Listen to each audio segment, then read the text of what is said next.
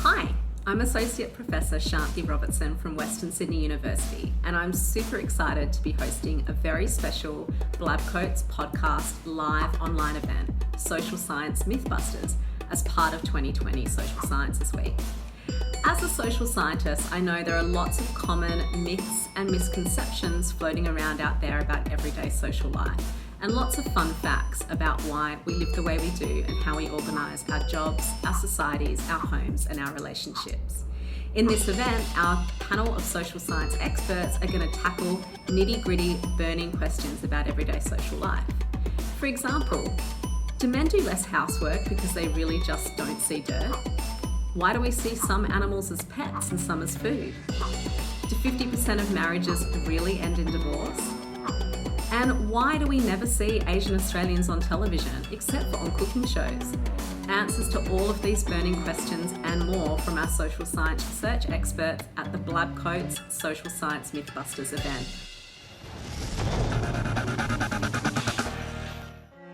Do 50% of marriages really end in divorce? Well, quite simply, the answer is no. That's an outdated statistic from America from the 1980s. And in Australia, we did see a peak in the 1970s, but divorce rates have pretty much plateaued for the last 3 decades.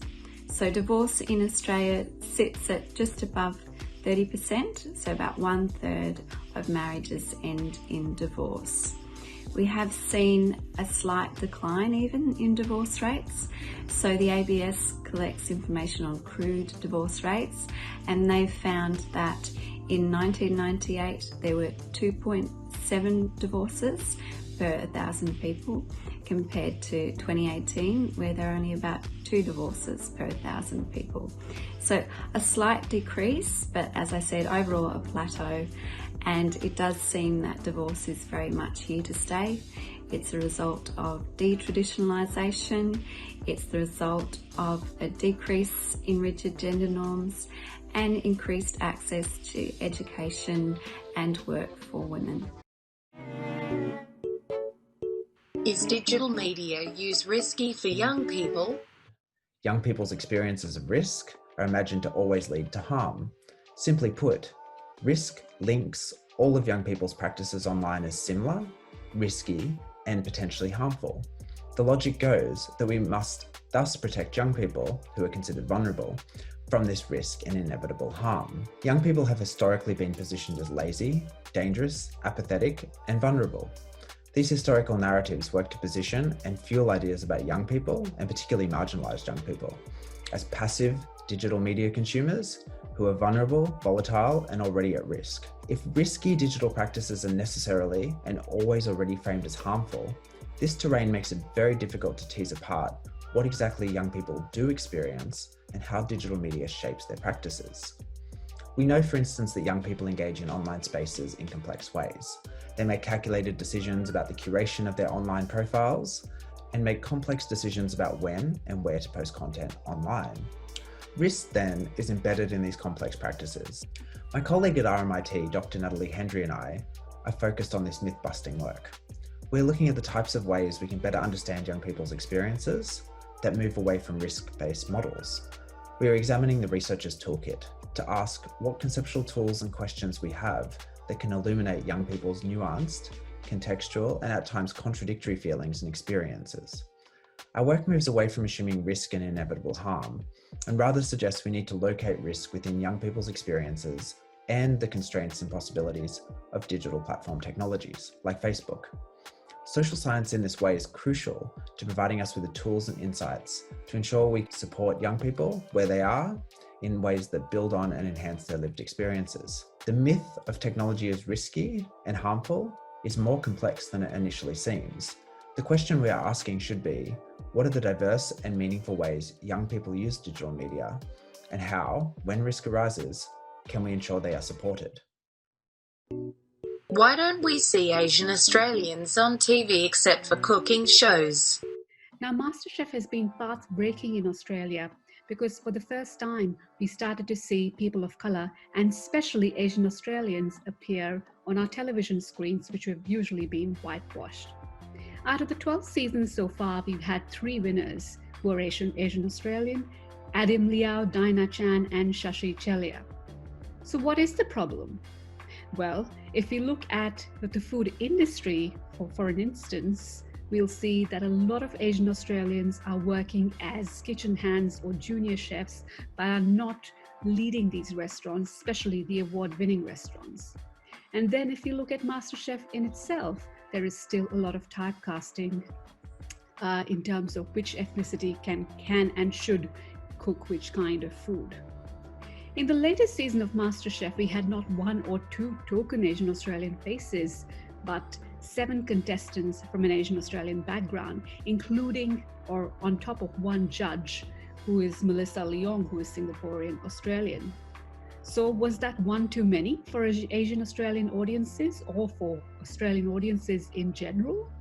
Well, it seems like that was not the case. The audiences were, generally speaking, quite accepting and embracing of this kind of diversity. However, when it comes to the food industry and the media industry in Australia, it is far, far more difficult to change it. One example is when Asian cuisine is thought of as not being appropriate for fine dining, which happened in one of the latest episodes, as well as when Asian cuisine is thought of as being cheap and cheerful. However, the future may not be on MasterChef itself. So for those looking for a career in food media who are Asian Australian, it doesn't matter if they win or not.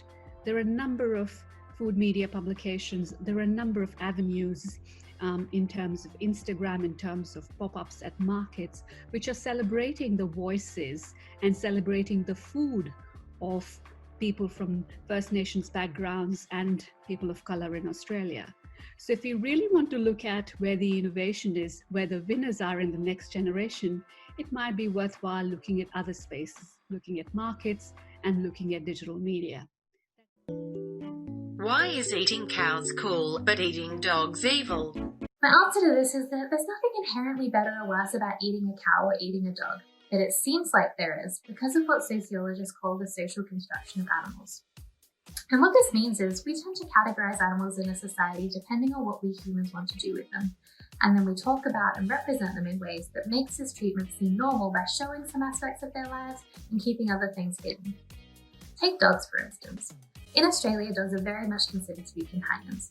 Companion animals or pets are categorized by 4 main criteria. They tend to be named, they share our homes, we keep them for companionship purposes, they don't really have a job otherwise, and they are not eaten. We have about 5.1 million dogs living as pets in Australia, and a whopping 40% of Australian households share their homes with at least one dog, so we're a pretty dog-loving country. There's a multi-billion-dollar pet industry supporting this as well. And this means that most of the time when you see dogs in Australia, their companions and our affectionate ties to them are evident in the way we talk about them as our faithful companions, we buy them treats, we take them to doggy daycare, we set up Instagram accounts for them, we represent them as valued beings in TV shows and movies. Are you going to be the one to eat Bluey in that context? Probably not. Cows, on the other hand, are considered to be food. And the way we construct food animals is very different. For the one thing, the cows themselves don't tend to be very visible. Not the real animals anyway. You see a separation of a society and the animals they kill for food. So You don't really see the animals wandering around the street, and a lot of people wouldn't have many opportunities to interact with cows. And this is important because it means we don't really have much of a sense of what cows are like. We don't see their friendship groups, we don't really acknowledge cows' emotions. The main way we come into contact with cows is through their dead bodies. And these are pretty visible. They're visible on our plates, on billboards, on TV. We talk about beef, which again is one step removed from the actual living animals, as opposed to saying like cow flesh or cow bodies or Bessie's leg. And when we do see cows represented, it's often in images communicating what's been termed happy meat. These are happy pictures of Animals who are almost or sometimes directly inviting you to eat them. So these are things like the butcher signs where animals are carving up their own legs, or pictures of happy cows on packets of sausages. So this social construction, The way we talk about, represent, and interact with animals very much supports the things that seem cool or evil in a society. And anything that challenges these ideas of what is normal tends to be opposed, especially if it's happening in another country, or hidden if it's something happening here. We don't really talk about dog testing in Australia because that would challenge our idea about, being a dog-loving country. Is young people's political participation on social media just selectivism? prior to the pandemic, there was a lot of conjecture about whether or not online political action was just an easy way of making people feel like they were doing something about the issues they cared about, without having to leave their seat or really commit to the causes they changed their profile pictures in support of. For young people, who are among some of the most politically disempowered in society, social media is not an easy way to be a good citizen, but it is one of the few expanding areas of public space where they can explore issues and debates, convene and take action. Charges of selectivism are often focused on low-threshold forms of participation, such as accessing and responding to news and events via social media platforms like Facebook and YouTube, following pages, liking posts, and sharing issues-based or political content are other low-threshold participatory acts. But research has found that online political practices are positively correlated to offline political action. And micro-political acts via social media are increasingly a part of youth political repertoires of action precisely because they're often geared towards young people, unlike most news and government communications. They're also in accessible spaces, unlike most politicians and other authorities. And they're often created by young people for young people. Social media participation is also more personalisable in that there's often more flexibility around how people engage, but these individualised actions almost always are connected to collective efforts to create social change. And this is really well illustrated by the widespread social movements we've seen in recent years. March for Our Lives, Black Lives Matter, and the Me Too movement have been propelled by young people whose social media posts, solidarity profile pictures, and billions of likes have helped garner support for mass street protests, lobbying, and advocacy. Another example is the School Strike for Climate, catalysed by Victorian school students who were inspired by Greta Thunberg and are now significant actors in the global movement for action on climate change. And in the wake of COVID-19, school students have become even more ingenious, devising actions that blend more traditional acts, such as contacting a member of parliament, with creative and social media-enabled strategies, like the phone jam held by Melbourne School Strike for Climate, whereby young people took part in an Instagram live stream event to call the Victorian Premier en masse with demands for emission reduction targets. But it's not just young people. Even my mum is on social media. Older people are also using social media for micro actions such as setting up, signing and sharing online petitions to lobby politicians, companies and others to take action to address injustice, demonstrating that political participation on social media is not a lazy form of democracy, but it does reflect changing democratic norms and cultures, which incumbents would be well advised to take more notice of. Do men really not see dirt? We have been studying housework for, decades, and one of the common themes that comes through as we talk about our work is that this is just biological. Men can't see mess, women are just better at it, it's innate, it's inherent, it's evolutionary. So we wanted to test this myth, this idea that men are just dirt blind, and that's the reason why women do more housework. To do this, what we did was we took 2 photos of the same room. One was clean, one was messy. And we randomly assigned people to each of these photos, right? So half got the messy treatment and half got the clean treatment. To test whether men are actually dirt blind, the first thing we wanted to know was, do men look at the dirty room and see it as cleaner? If they can't see mess, then actually they wouldn't be able to see the dirt in this room, right? What we found was, unsurprisingly perhaps to many, that men and women can rate the rooms equally as messy and equally as clean. So men can see dirt just as well as women. They're not dirt blind, they can see the mess. The second thing we did was we manipulated the gender of the room. So we told people, okay, this room that's messy either belongs to Jennifer or it belongs to James. This room that's clean either belongs to Jennifer or it belongs to James. And people got allocated across, right? So they didn't see both of the rooms, they only saw one of the rooms. And what we did was we asked how they would view Jennifer or James across a range of measures.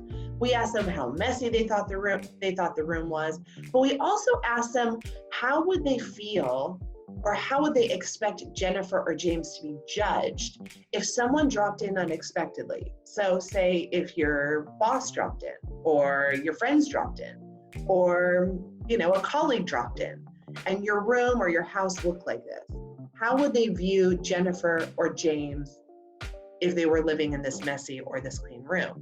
And what we found was people were much more harsh on Jennifer for the room. So they saw her not only as more messy, but they also saw her as less competent, capable, likable, basically lesser of a human based on having this messy room, based on the mess within her room. And so what we found from this is two things. One, this myth that men can't see mess or are dirt blind is false. We now have empirical evidence. And two, there's a reason why women are worried about the cleanliness of their home, anxious about it, fear cleaning. And the reason is that people anticipate that other people are going to judge them more harshly, not just about the mess, but as people. And so this is one explanation for why this gender division of housework remains, even though we're more egalitarian, even though we're actually more messy. But this kind of social penalty for mess is more severe for women than the men.